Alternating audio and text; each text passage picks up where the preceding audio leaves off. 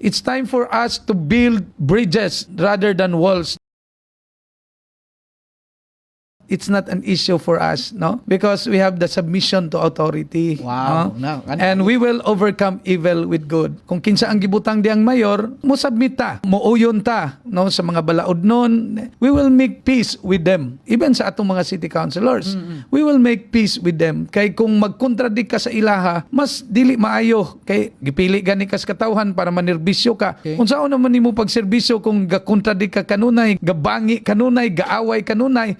So ang hawanan sa konseho gabangi gaaway, mura na naginikanan ba ang mama ug papa gaaway? Kinsay makaluluoy? Ang mga anak. Kung ang mga lidere sa atong syudad nag-away, ang makaluluoy kita nga mga constituents, kita nga mga iliganon. So mao na gina nga let's stop the war. Let's stop the color coding. Kung dili ni maundang ang color coding, magpadayon kini nga war sa atong syudad sa Iligan or kining pang nagbingkil, panagbangi. Kung ang isa laing color, dili laing color, walay benepisyo kay dili kay ngon ani nga color.